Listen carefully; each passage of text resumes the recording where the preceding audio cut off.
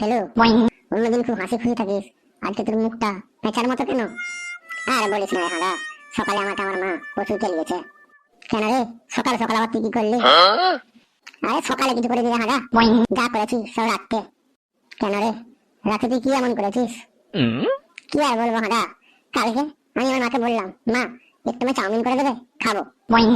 হ্যাঁ, সেটা খুব ভালো কথা। আরে কি আর বলি, মা তো আমাকে চাউমিন করেই দিল না, উল্টে আমাকে ঝাড়ি দিল, বললো চাউমিন খেতে হবে না, ভাত রুটি এসে কিছু খা, খেয়ে ঘুমো। আর রাত্রিবেলা আমি ঘুমিয়ে ঘুমিয়ে স্বপ্ন দেখছি যে মা আমাকে চাউমিন করে দিচ্ছে, আমি চাউমিন খাচ্ছি, আর আমার পাশে ছিল মায়ের হেডফোনটা, সেটাকে চিবিয়ে চিবিয়ে খেয়ে নিয়েছি। বলিস কি ফেলো? হ্যাঁ হাদা, সেটাই তো বলছি। তার জন্য সকালে মা উঠে আমাকে সেই চালান গেলিয়েছে। আরে ফেলো, দুঃখ করিস না, দুঃখ করিস না। তোর মা যে তোর বাবার মাথা প্রত্যেকদিন চিবিয়ে চিবিয়ে খায়, তোর বাবা কি তোর মাকে কিছু বলে? হাদা, বাবা আর কি বলবে, বাবার আমার মাকে কিছু বলার সাহসই নেই। আসলে ফেলু তা না রে। তাহলে কি হাদা তুই বল? একটা কথা কি জানিস কি ফেলু, রাস্তার কুকুররা ঘেউ ঘেউ করতেই থাকে, হাতি কাউকে পাত্তাই দেয় না। হ্যাঁ হাদা, এটা কিন্তু তুই ঠিক বলেছিস। এই হাদা আর ফেলু, তোরা চুপ কর, স্যার আসছে। হ্যালো স্টুডেন্ট, গুড মর্নিং সবাইকে। Morning sir, morning. তোমরা সবাই ভালো আছো তো? হ্যাঁ স্যার, আমরা সবাই ভালো আছি। আপনি ভালো আছেন তো? হ্যাঁ হ্যাঁ, আমি ভালো আছি। তো যাই হোক, আজকে সবাই পড়া করে নিচ্ছে তো? হ্যাঁ স্যার, সবাই পড়া করে নিচ্ছি। আপনি তো প্রশ্ন ধরে দেখুন। বাহ বাহ, আমি জানি তোমরা খুব ভালো স্টুডেন্ট আমার। যাই হোক স্টুডেন্ট, তোমরা সবাই জানো তো সামনে 15ই আগস্ট। তোমরা সবাই স্কুলে 15ই আগস্টের দিন পতাকা নিয়ে আসবে, ফুলের মালা নিয়ে আসবে। আমাদের স্কুলে ভালো একটা অনুষ্ঠান হবে, সেখানে জাতীয় সঙ্গীত গাইতে হবে কিন্তু। ঠিক আছে স্যার, ঠিক আছে, কিন্তু স্যার আমার একটা কথা জিজ্ঞেস করার ছিল। কি কথা বল হাদা? স্যার বলছিলাম 15ই আগস্টটা কত তারিখে পড়ছে? মানে 15ই আগস্ট কত তারিখে পড়ছে? 15ই আগস্ট 15 তারিখে পড়ছে। ধন্যবাদ স্যার ডেটটা আমাকে বলে দেওয়ার জন্য। এই দেখ হাদা, তুই কিন্তু আমার রাগাস না, ঠিক আছে? এবার তোদেরকে যে যে প্রশ্নগুলো করবো সেই সেই প্রশ্নের উত্তরগুলো কিন্তু ঠিকঠাক দিবি, না হলে তোদের থাবড়ে পুরো কানের গোড়া লাল করে দেবো। ঠিক আছে স্যার, ঠিক আছে, আপনি তো প্রশ্ন করুন। আচ্ছা কেলু, তুই যখন বললি তাহলে তোকে প্রথম প্রশ্নটা করি। হ্যাঁ স্যার করুন না, কে মানা করেছে আপনাকে? আচ্ছা বলতে কেলু, সীতা কেন রামের সাথে বনবাসে গেছিল? স্যার এত সহজ প্রশ্ন দিলেন আমাকে, একটু কঠিন লেগে ধরতে পারতেন।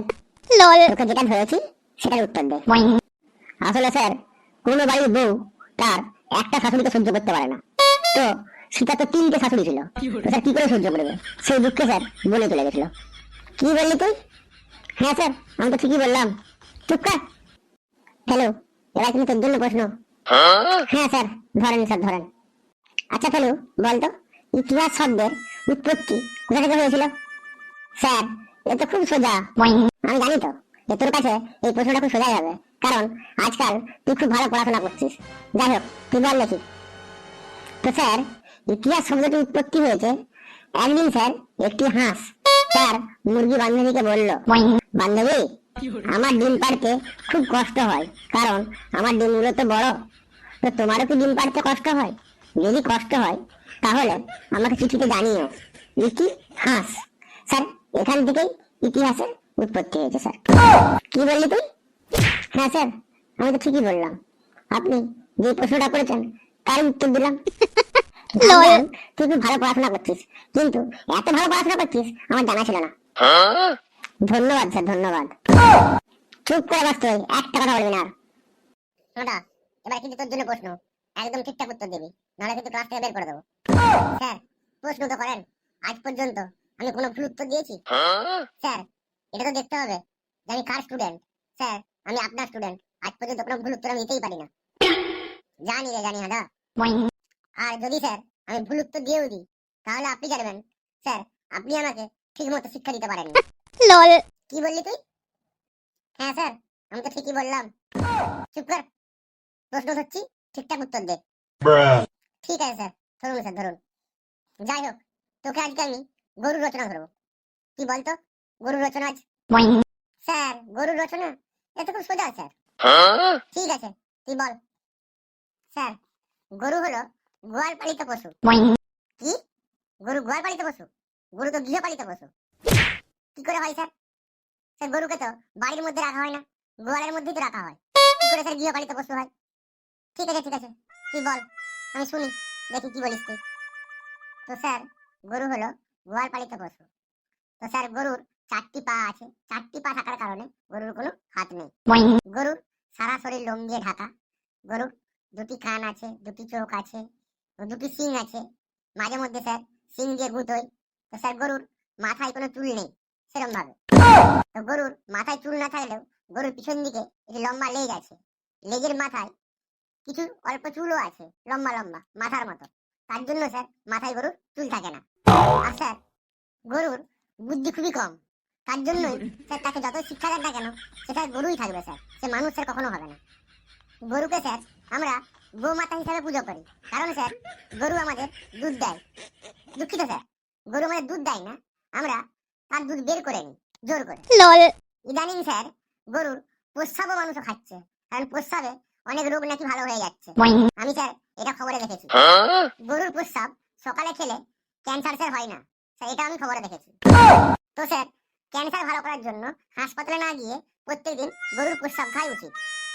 আর স্যার গরুর ঘাড়ের কাছে হাত বুলোলে বিপি মানে ব্লাড প্রেশার ঠিক হয়ে যায়।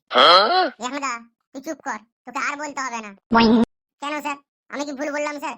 স্যার যেগুলো দেখেছি, যেগুলো শুনেছি সেগুলোই তুমি আপনাকে বলছি।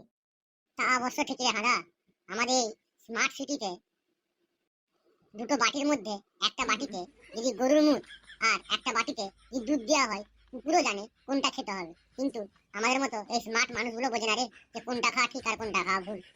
তো যাই হোক, আজকের ক্লাস এই পর্যন্তই। আবার নেক্সট ক্লাসে দেখা হচ্ছে আপনাদের সাথে। ততক্ষণ পর্যন্ত ভালো থাকবেন, সুস্থ থাকবেন সবাই। আর যদি ভিডিওটি ভালো লেগে থাকে অবশ্যই লাইক এবং শেয়ার করে দেবেন। আরো নতুন নতুন ভিডিও দেখার জন্য আমাদের চ্যানেলটি সাবস্ক্রাইব করে অল বাটনটি দাবিয়ে দেবেন। আমাদের চ্যানেলের পুরাতন ভিডিওগুলো দেখতে হলে আমাদের ডেসক্রিপশন বক্সে লিংক দেওয়া আছে, সেখান থেকে গিয়ে দেখে নিতে পারেন। ওকে, ধন্যবাদ। পরের ভিডিওতে দেখা হচ্ছে আপনাদের সাথে। ততক্ষণ পর্যন্ত টাটা।